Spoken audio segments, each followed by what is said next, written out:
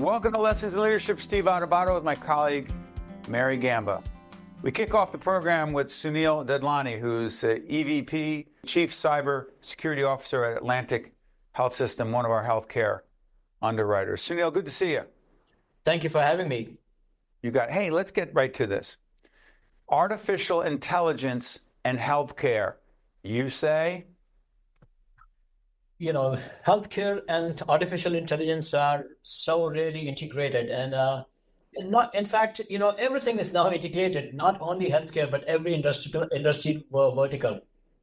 What we see right now is a global dominance race in terms of technology and AI, and that is really reshaping how the global economies are going to behave and how geopolitics is going to reshape, and that is in fact changing every industry vertical, and healthcare being at the epicenter of this change. And I can tell you that nobody's competing for the second position. And the competition is fierce. While the artificial intelligence, the potential is so huge and indisputable, but again, it comes with its own inherent risk. But the potential is so hard to ignore. So that is why everybody's embarking on this journey of redefining, reshaping, and reimagining the healthcare. Jump back in, Mary. You talk about risk, Sunil, and I, along with so many, probably the entire universe, we are so worried and concerned about our personal data, and what could be more personal than our healthcare data. Talk a little bit, what is happening in terms of cybersecurity, technology, and making sure that our medical records are safe so our information is kept private as it should be? That's a very loaded question, and that's always on the top of the mind. For Atlantic Health System, we are a mission-driven and purpose-driven organization. When I say mission-driven, it starts with patient outcome and patient safety. And these are not two different objectives or goals. This is the one goal. You cannot have a best patient outcome if you don't have a patient safety. You cannot have a best patient safety if you do not have a best patient outcome. So they are so integrally connected. Second part is, talking about cybersecurity and data privacy. That remains always at the heart of what we do. It's not only about protecting our patient information, but it is also about our trust with the community and the patient we serve. And we take this seriously. And having seen this since year over year, healthcare is one of the top most industry that is being targeted by the cyber actors across the world. And there is a good reason for that, because right now in the gray market, the patient record is almost, maybe 100-fold more expensive or more valuable than your credit card information. But not very many people pay attention to that.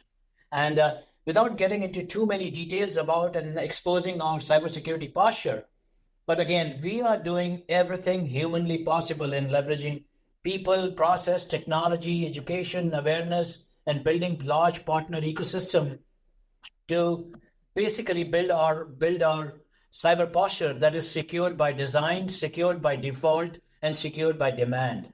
Everything you said, we appreciate and understand. You're doing everything you can to protect, to safeguard. But look, everyone knows, and by the way, we don't know how often it's happening, because there are some organizations that just pay the ransom to get back that information. But there's also been a whole range of public cases where there have been cyber attacks and people have accessed patient records and have accessed sensitive information. So while there's no guarantee, I don't care how good the system is, there's no guarantee that you can protect it. Do we agree so far? Or is there a system I don't know about? Steve, you are spot on. Absolutely. Let me start by saying, first of all, the power of balance and the odds are always in the favor of bad players, cyber actors, because they have to be right only once and we have to be right billions of times. It's not the question of if, and it's the question of when. And I really want to double down on what you just said. I think there are two kinds of organizations that are existing. One, they are aware of the breach has already happened and all the information is already available on the dark web. Second, those who are not aware, but the data is already breached and their information is already on the dark web. So I don't think that there is any organization or any individual whose information is not really breached and it's not available on the dark web. Wow. Listen, and that's doing everything you can Yes. to try to protect. Mary, jump back in, please. Digital transformation is right in your title, Sunil. And I wonder, where do you view technology going? It's so frustrating. Yesterday evening, I had a physical therapy appointment and they said, "Oh, did you bring your x-ray of your neck?" And I'm like, "No, don't you have access to it?" And they're like, "Excuse me." And they said, "Oh, no, you did that over there. We don't have access." So then I'm trying to get into my portal. And so when, can, should, how everyday human beings like myself or patients, when can we expect that there will be better communication? I know most hospital systems nowadays are using this thing called Epic for your medical records, but Right. when can we expect, or is it realistic to expect that pharmacies, physical therapy, physicians may be able to access one central database where all of our data is being held? Loaded Mary, question. Mary, I know. I'm going to complicate your question, Mary. Yeah. We have several healthcare partners, underwriter sponsors of our program. You compete with each other. So if Mary or I or anyone else has a procedure at one system that's competing with another, to Mary's question, why the heck can't you just get it on a common source of information, a database, please? So again, that's a great question. And again, I will start with this, that We have no answers. We just have questions. So go ahead. and I will try to answer to the best of my capability and knowledge. So first and foremost, the goal for every health system, and starting from Atlantic Health System, is to be a connected, integrated health system. Now, that doesn't mean that integrated only within our system. You know, as a health system, you communicate with federal agencies, state agencies, governing and compliance bodies. There are so many other third parties. Health insurance companies as well. You're communicating. Companies. So, having one central database, while it will be a nirvana and it's a preferred state, but it's too difficult to achieve. And, specifically by design, healthcare system is so complex and it has multiple stakeholders, so to speak. You have payers, you have pharmacy, you have patients, Yep. you have provider systems. And many of the times, the motives or the incentives are, seldom they converge because of different reasons. They have different systems, they have different formats, and sometimes it's just impossible to build one system, because that will truly require not billions, but trillions of dollars to have a one unified health system in the country. It's not that easy. And we are plagued with, it is no secret that healthcare systems operate on a very, very low margin. And our first job is to provide the highest quality of care. Well, respectfully, isn't your first job, and every great healthcare system like yours and others, to do what is best for the patient? Absolutely. Absolutely. And if sharing that information is in fact best for the patient, then what's the real motive? No, the goal is right. But again, there are so many dependencies. Financial can be one part, technical can be a second part, operational can be third part, and then partner ecosystem that brings all the stakeholder together is another curveball. So I'm not at all disputing that, yes, patient is at the center of our universe. That's how we are organized. And we want to achieve this goal. But again, the dependency and the complexity is so much in the healthcare, then it's easier said than done. But what we at least are trying on our side is that at least areas where we have direct control, we have 500 plus ambulatory sites, we have a lot of affiliations, we have a lot of our own 8 state-of-the-art hospital systems. So at least we are trying to connect and have that integrated single view, single system, single patient view record, at least in our environment. So that much I can say, that at least that way we are fully integrated. Sunil, let me just say this. You do not have an easy job. You do not. But Sunil, thank you so much for joining us and trying to break through a complex set of issues that are not just technical and not just related to cybersecurity, but our healthcare and the complicated nature of it. Sunil, thank you so much. We appreciate it.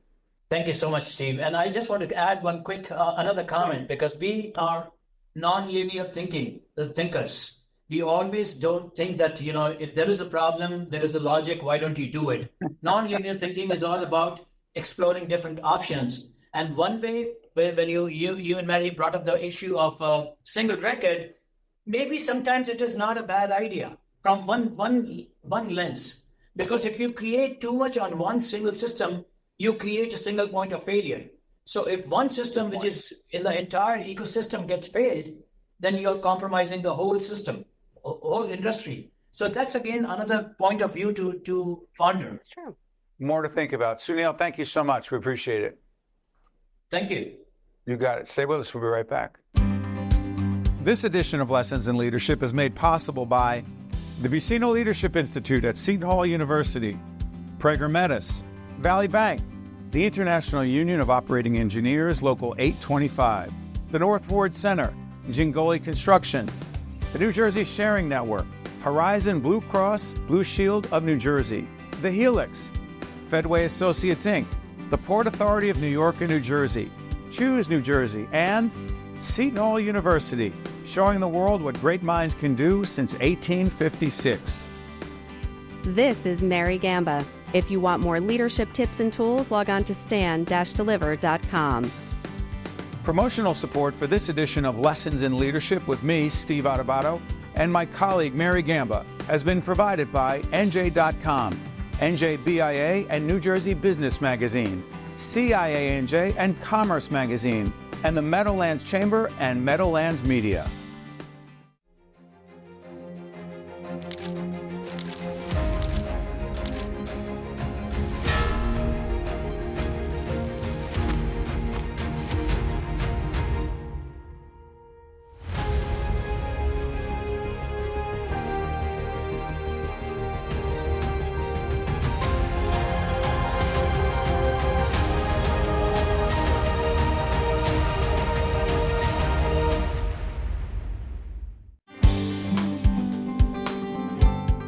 We are now joined by our good friend and colleague, Carlos Medina, President and CEO, Statewide Hispanic Chamber of Commerce, New Jersey. Carlos, good to see you, buddy.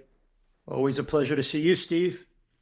Listen, first, before we get into leadership, can you promote Que Pasa? Sure. I'm on season 6 of Que Pasa. It airs on Saturdays, 9 in the morning. Next episode will be a Father's Day special, and it'll be a fun episode. Great. We'll also put up the website so people can find out more, and also broadcast with our partners at NJPBS. Hey, Carlos, talk to us about this. This is a part of our leadership, Lessons in Leadership series. We'll also use it on one-on-one. But my question is this. You and I were doing I moderated a forum on leadership, not-for-profit leadership that was sponsored by Horizon, big supporter of public broadcasting. You're on the board, by the way, of Horizon. And we were talking a lot about leadership challenges. Your leadership journey, pretty unique. Describe it. Sure. I was somebody who grew up with a very strict father, so I'm sure you could appreciate that. Just a little bit. So going to law school was not an option in my house. I was going to law school. And it was a struggle. I was shy. I wasn't a public speaker like I've been forced to be now. I still get nervous getting in front of folks. But Dad was very aggressive. And then fast forward to the chamber being in crisis. I was an attorney working at an engineering firm, and we were $300,000 in the hole. Our founder became ill, and somebody had to step forward. And I sat with Dad, and Dad was like, I think it's a good thing to do, but, sit with your family, let them know the additional hours you're going to be working. And, I'm glad I did. That's probably the moment that changed my life the most, was joining the chamber, helping turn them around. Yeah, let me follow up on that. Mary will jump in a second. So without getting back on a soapbox, I was saying that when you lead an organization, particularly a nonprofit, $300,000 in the hole, right? You step in. I was saying, and I believe this, even with great partners like Mary, who's an exceptional leader, that very often leadership, when you're having to make budget, is lonely. Is that just me crying the blues, or do you think it's true? It's true. I was picking up the phone call, to call friends. I called friends from high school. And I think at some point people stopped picking up the call because it probably got around the community. Carlos is looking to save the chamber. Don't pick up. Hey, Sam, if he's about to call you, I'm just giving you the heads up. So it was tough. I mean, we had people leave the board when they saw the finances, which was, you know, we need their time, we need their treasure, and they're taking both away and saying we're packing up our lunchbox and going home. So that was tough. But at the end of the day, if I had to use a phrase or, you know, it's all about relationships, Steve. That's what saved me. That's what saved the chamber. And that's always been in my life. I'm a big proponent that you need to, you know, nurture your relationships. There's a friend of mine named Ted Rubin who says, you know, relationships are the new currency. So instead of ROI, he likes to say ROR, return on relationship. Yeah.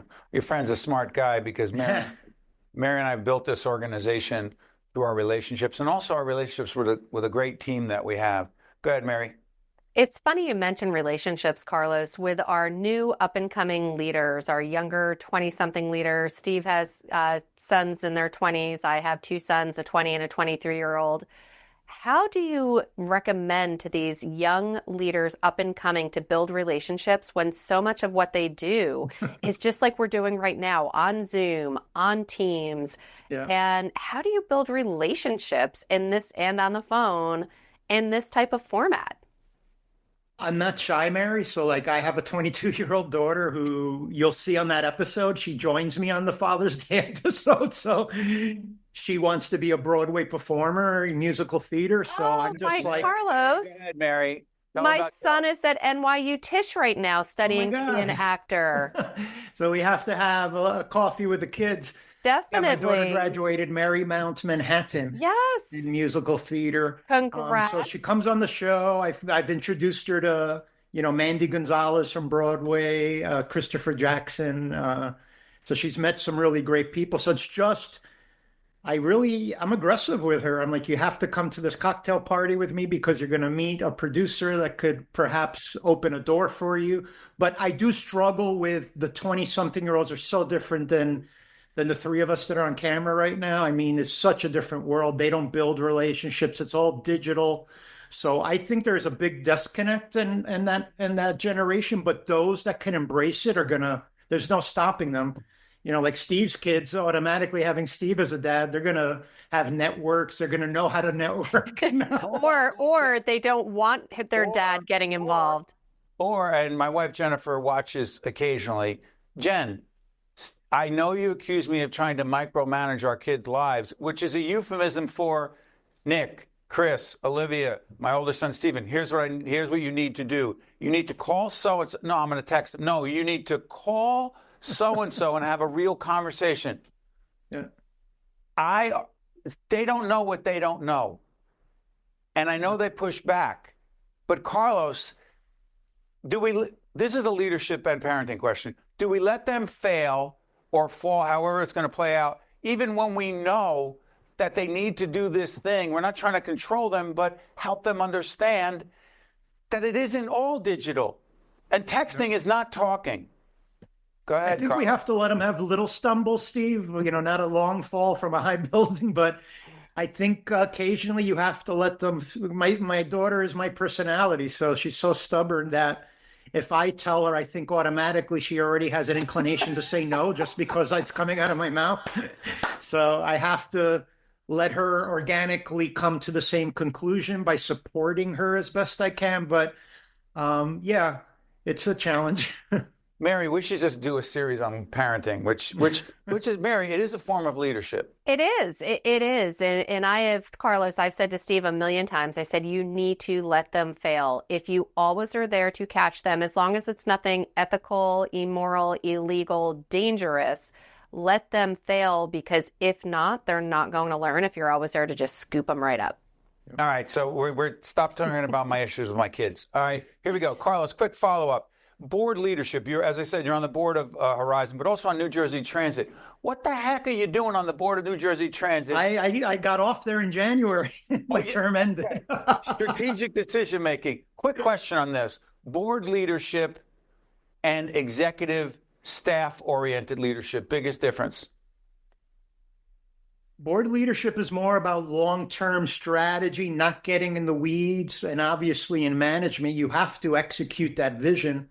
But that's sometimes where the conflict could exist, where a board member wants to direct staff, even in nonprofits. I deal with that on my team. So it's keeping those lanes differentiated and make sure everybody stays in their lane for the good of the organization. Yeah. And by the way, New Jersey Transit is a lesson in leadership in and of itself, trying to understand why it works the way it does. Being that I live behind not. the curtain or peek behind the curtain, Steve, they're a very strong organization. It's just, how can you run an organization that it costs you $1.25 to bring you to New York, but you charge the consumer $1? It's like they're just not charging enough. And I know that's a pain point and people complain, but their expenses have generally been greater, than the revenue. So having 10 years without even a 1% increase hurt the organization. I also know Governor Murphy said he will fix New Jersey Transit if it kills him, and he's leaving office pretty soon, and he looks pretty healthy to me. Mary, last question. Carlos, I did read in a lot.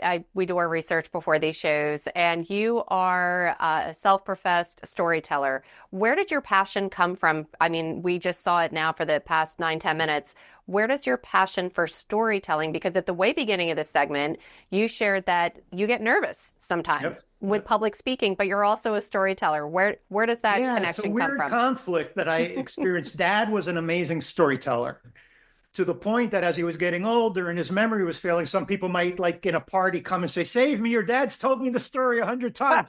So I then become a little nervous. I'm conscious, like, be careful, Carlos, you don't want to be. So then I kind of become more, retrospective. I become a little more inward, and I'm not as aggressive because I'm like, wait, I don't want to be harassing folks. But I love storytelling. I loved hearing Dad's stories and the way, he could command the crowd and people would just circle him and appreciate his knowledge. It's just the rush that I can't explain when you have a good conversation with somebody. Hey, Carlos, you're doing important work at the Chamber, the Statewide Hispanic Chamber of Commerce, and also with Pasa, New Jersey, seen with our great friends and broadcast partners at NJPBS, and go online. It'll be up one more time so people to see past episodes. Carlos, wishing you and your team all the best. Thank you. Great. Thank you. You got to stay with us. We'll be right back. Promotional support for this edition of Lessons in Leadership with me, Steve Adubato, and my colleague, Mary Gamba, has been provided by NJ.com, NJBIA and New Jersey Business Magazine, CIANJ and Commerce Magazine, and the Meadowlands Chamber and Meadowlands Media.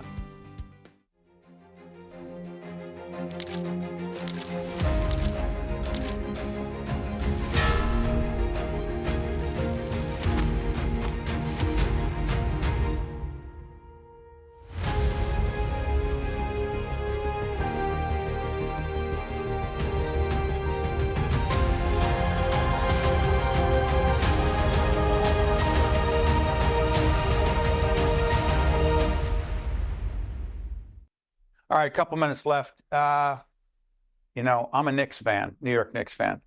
Season has ended. We're taping this on the 5th of June, on the 3rd or 4th of June, back page of the New York Post. Yes, I still read newspapers every day. Coach of the Knicks, gone. Coach Thibodeau, Tom Thibodeau, a leader.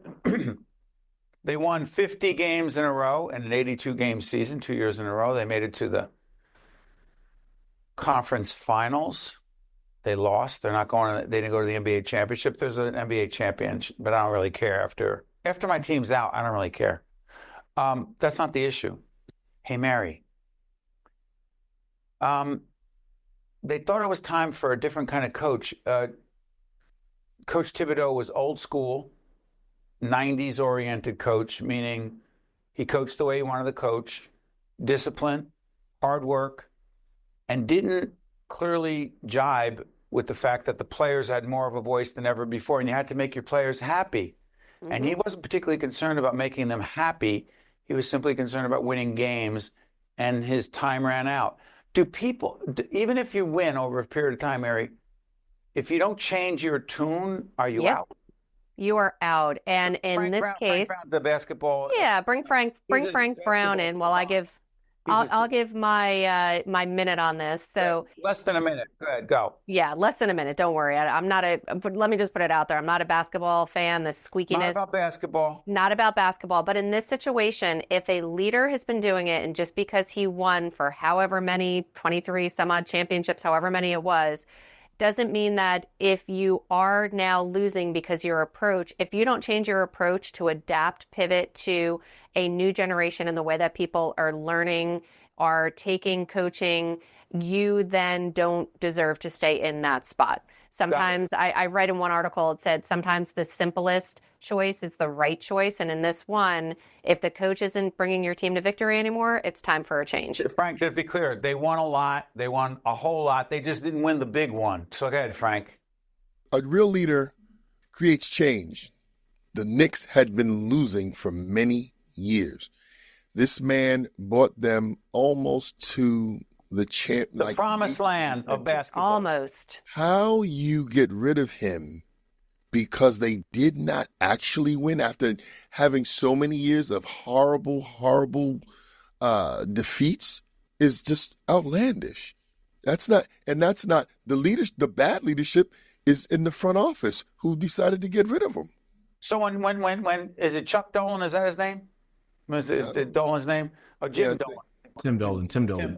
That's Elvin. Can't be on camera, but he can chime in. Tim Dolan said they own the Knicks. It's like, you got to go. I sit there and I go, Thibodeau changed this team. They had 12 coaches in the last 25 years before this. He brings a winning season, but they don't get the brass ring in the end. And Frank, he's got to go. It's absolutely. What message does it send about the next Knicks? What message does it send about who leads the team next, Frank? I'd be very scared to take that job. That's all I can tell you. What it says is that the person who is getting ready to sit in this seat, I mean, the pressure is going to be amazing. I mean, it's just going to be way too much. But why would you want to work for that leadership? Why would you want to work on whatever the guy's name in the front office? Why would you want to work for them? Yeah. I'm not a Knicks fan, so you know what I mean. I watch because they were the hometown favorite, you know, in what's been going on. But this is bad leadership from the top. You know what's so interesting is that I respect this, again, not about basketball. Mary's more of a hockey person, and it's not really about... And baseball, hockey and baseball, I like. Yeah. But again, you want to know something? Joe Torre came in. When Joe Torre came in, the criticism was, who is this guy and what can he do? And he's also working, talk about a crazy leader or a leader, George Steinbrenner. That's a whole other case study in leadership. But I'll say this. Joe Torre was a different kind of leader at a different time who handled his players a certain way, and the Yankees won. If he had done all those things and had love and respect with his players but hadn't won all those championships, in the end, are you judged as a leader ultimately by whether you win the big one, or is it about the culture you create, or both? Complex stuff. Elvin says it's time to say goodbye. Hope you learned a lot in Lessons in Leadership. We'll see you next time. This edition of Lessons in Leadership is made possible by the Buccino Leadership Institute at Seton Hall University, Prager Metis, Valley Bank, the International Union of Operating Engineers, Local 825, the North Ward Center, Jingoli Construction, the New Jersey Sharing Network, Horizon Blue Cross Blue Shield of New Jersey, the Helix, Fedway Associates Inc., the Port Authority of New York and New Jersey, Choose New Jersey, and Seton Hall University, showing the world what great minds can do since 1856. This is Mary Gamba. If you want more leadership tips and tools, log on to stand-deliver.com. That's stand-deliver.com. Promotional support for this edition of Lessons in Leadership with me, Steve Adubato, and my colleague Mary Gamba has been provided by NJ.com, NJBIA and New Jersey Business Magazine, CIANJ and Commerce Magazine, and the Meadowlands Chamber and Meadowlands Media.